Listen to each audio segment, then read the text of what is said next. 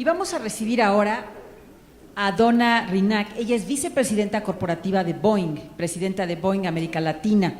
Ella es experta en llevar el negocio en mercados emergentes. Se ha desempeñado en industrias altamente reguladas, supervisando las operaciones en entornos complejos y multiculturales, buscando crear entornos positivos para los negocios. En Boeing América Latina, Donna supervisa todos los aspectos de operaciones, venta de productos civiles y tecnológicos para investigación. Entre sus logros más destacados se encuentra la dirección de la campaña que llevó la primera venta a la Fuerza Aérea de Brasil en más de 80 años. Bienvenida, Donna.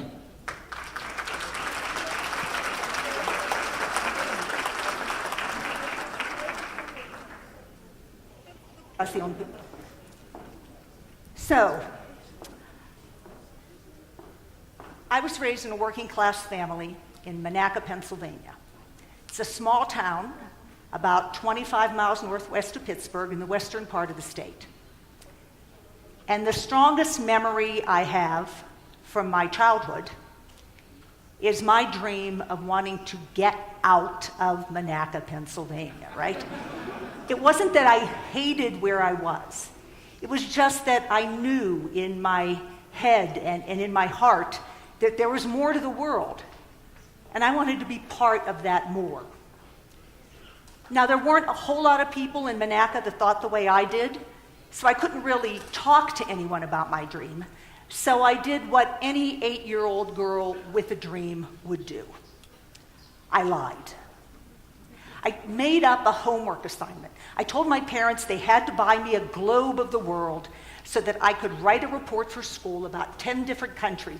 And I needed a globe, not a map, because I had to explain exactly where the countries were in relationship to each other. And well, it was all invented, obviously, and I think my parents knew that. But they indulged me, and I had my globe. And that kept me engaged for a while. But obviously, I needed to do more than read and study about places beyond Monaca. I needed to go to those places. I needed to travel. I needed to fly. And finally, I got my chance. When I was 18, I left home to go to college in Michigan, and on my first holiday vacation, I flew from East Lansing, Michigan, to Pittsburgh to spend Thanksgiving with my family. And I learned something really important, something I had not anticipated. I was afraid to fly. Yeah. Now, you might laugh and say, isn't that funny? She was afraid to fly, and now she works for Boeing, a company that makes airplanes, right? Well, that's true today. I used to be afraid to fly. But even 5 years ago, when I first joined Boeing, I was still uncomfortable flying. So what's changed in those 5 years? Well, I learned more about aviation. I learned about the technology behind aircraft. And as I learned, I grew more confident. So let me tell you a little bit of what I learned. The 787 is Boeing's most innovative aircraft, and the newest, right? It's called the Dreamliner. Some of you may have flown on the Dreamliner. Aeromexico has several of them. The wings of an airliner, of a Dreamliner, are very flexible. So flexible that if you're inside the plane and there are strong wind gusts, you don't shake as much because there's less resistance. That's because the wings aren't made of aluminum, which is the traditional material used in aircraft production, but of carbon fiber, composite materials wrapped with carbon fiber that stretches and allows the wings to bend. And the shape of the wings is more bird-like. That also provides more lift, more pull to cut down on the drag. Birds obviously fly naturally, almost effortlessly. That's how we wanted our aircraft to fly. So before designing the wings of the 787, Boeing engineers studied the wings of birds. I also learned about digital aviation, how airplanes can communicate with the ground while they're airborne. We've all seen those big black square bags that pilots carry on the plane, right? More and more pilots are leaving those black bags behind, and they're getting on the plane with an iPad. Because all of those charts, previously on paper, and most of them made by a Boeing subsidiary, Jeppesen, are now loaded digitally. And that iPad also includes sophisticated software that can manage maneuvers of the aircraft. It's particularly important in situations like approach for landing, right? An aircraft with this kind of technology can be better spaced by the air traffic controllers. It can have a more graduated approach, a more stepped-down approach. That uses less fuel. Technology also allows for access to the airport in almost any kind of weather. And I also learned about our production systems, how people and machines work together in a way that allows us to build an entire 737 in 9 days. And I saw this in particular on one occasion when a group of airline executives came out to Seattle to pick up a new plane for their company. At the ceremony to receive the plane out at the factory, 3 of the workers were chosen to speak to the visitors and explain how their jobs contributed to building the airplane. One of the women chosen was obviously terrified to speak in public. She was really shaking, right? She looked down, she read every word of the welcome from a piece of paper in her hand. And then she started talking about her job, which was to install an electrical box on day 5 of assembly. And she looked up. She looked at the visitors in the eyes. And with great pride, she told them everything she knew about mounting an electrical box on assembly day number 5. When you get on an airplane, it's good to know that a person with that kind of knowledge and passion helped to build it. Now, obviously, travel is more than just about technology or just about production processes. Travel is about, as we're saying at this event, connecting, right? And more of us are making those connections. IATA, the International Air Transport Association, released its latest figures just last month. And in July of 2016, the demand for air travel rose by 5.9% over the same period in 2015. And that increase of about north of 5%, right, is consistent with increases over the past decade or so. We at Boeing have our own forecasts for the market. We call it the CMO, the Current Market Outlook. And for the next 20 years, from here to 2036, we predict that the world is going to need 39,920 new aircraft, both to replace aging airplanes that will be retired and to expand service. More aircraft because more of us are flying. Over 2,900 of those aircraft will be right here in Latin America. So connecting is one of the things Boeing does. We do other things too. We protect, we explore, we inspire.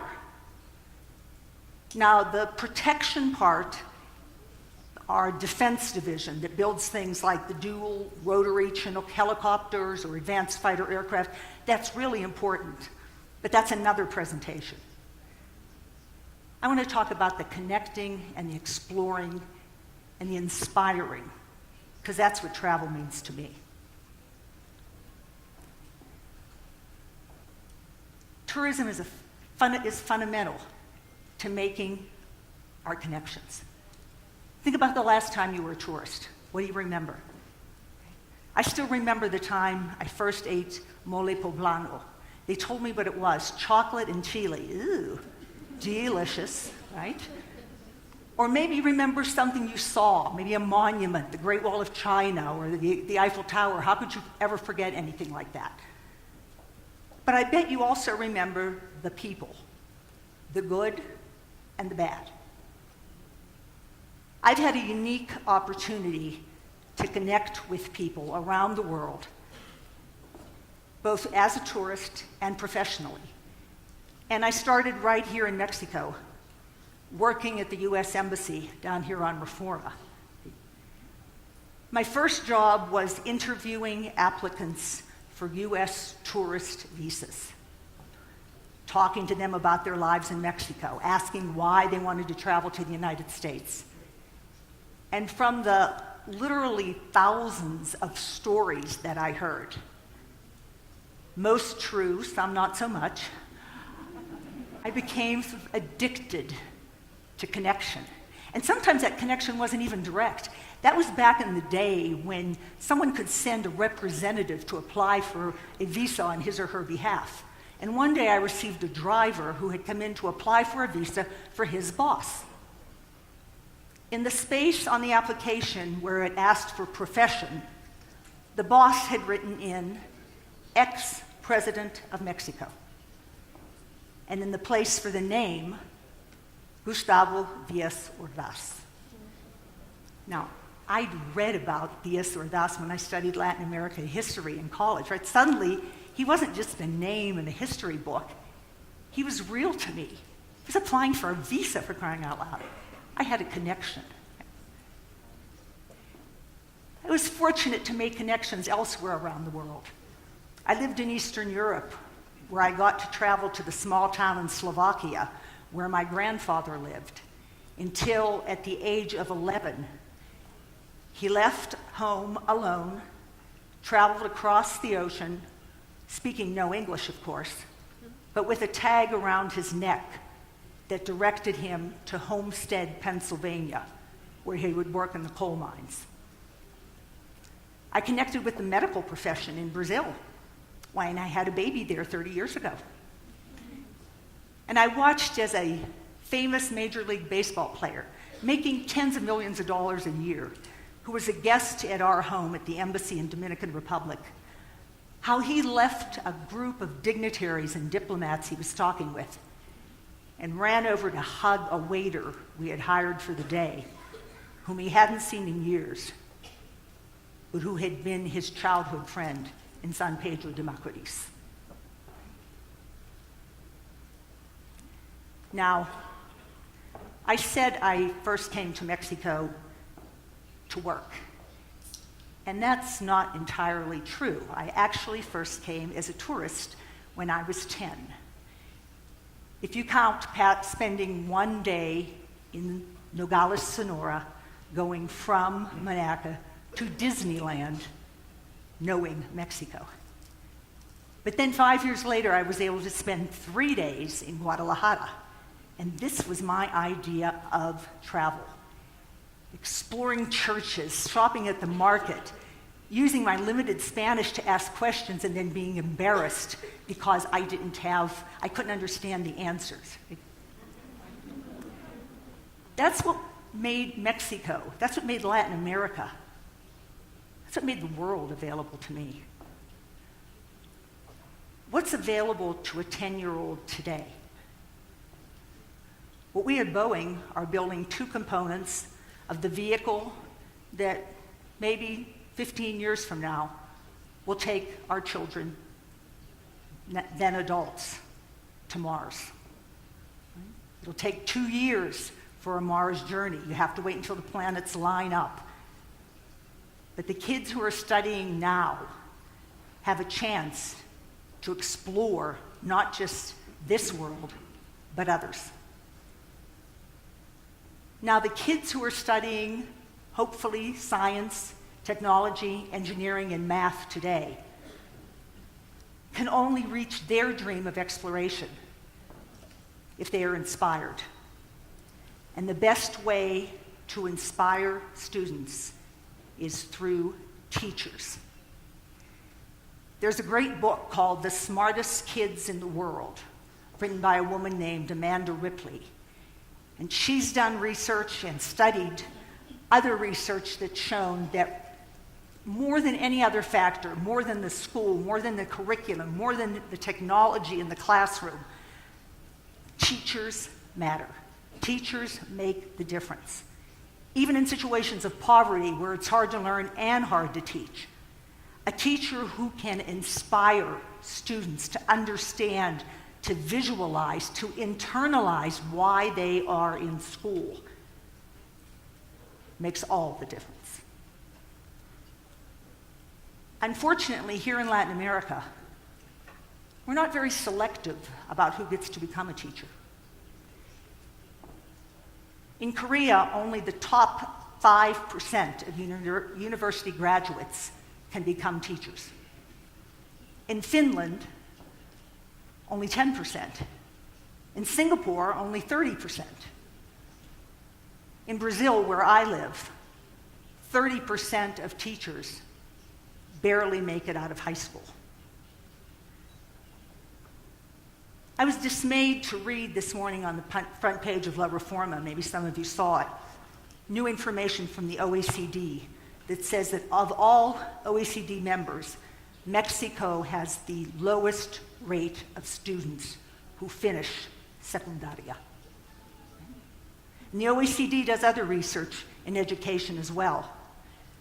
Every 3 years, it conducts the International Student Assessment Exams, which measures about 500,000 students in 70 different countries in linguistic and mathematics skills, but particularly in critical thinking. Can you take a problem, a math problem, and explain what it means and why it's important and how you're going to solve it? Unfortunately, our region also ranks very low on the PISA exams, usually just above sub-Saharan Africa. Now, I said Boeing inspires, and we're inspiring through teachers many places in the world, including right here in Mexico with a group called World Fund, an NGO that gives teachers the skills in the STEM subjects. We're an engineering company above all. We have 100 years of experience in the aerospace industry. Boeing's going to be 100 years old this year, and we have tens of thousands of engineers working for us. So we understand how important capabilities in the STEM subjects are to our future as a company. And our future engineers aren't going to come from within the boundaries of the United States. They're going to come from the world. And because we are citizens of that world, we know how important these subjects are if we're going to solve the 21st century's greatest problems, be it energy security or food supply or water shortages or climate change. Now, if we want our kids to have the confidence to leave the bounds of Earth and go to Mars, the way I finally had the confidence to leave Monaca and see the world, we're going to have to inspire them to get that knowledge. And we're going to have to do it today. Not waiting for the government, not waiting for the right time, right now. Because Mars is waiting. And what are we waiting for? Thanks very much.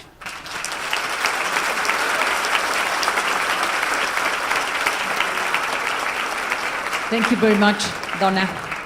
You did a great, great job. You should have seen the slides. They were terrific. You didn't need it. Okay. Okay, so le pido a Alfonso Pasquel, miembro del Consejo Consultivo del CNET, si es tan amable de acompañarnos a entregarle a Donna un reconocimiento y agradecimiento por estar con nosotros.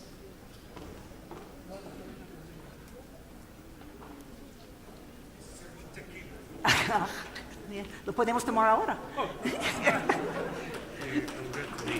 Muchas gracias.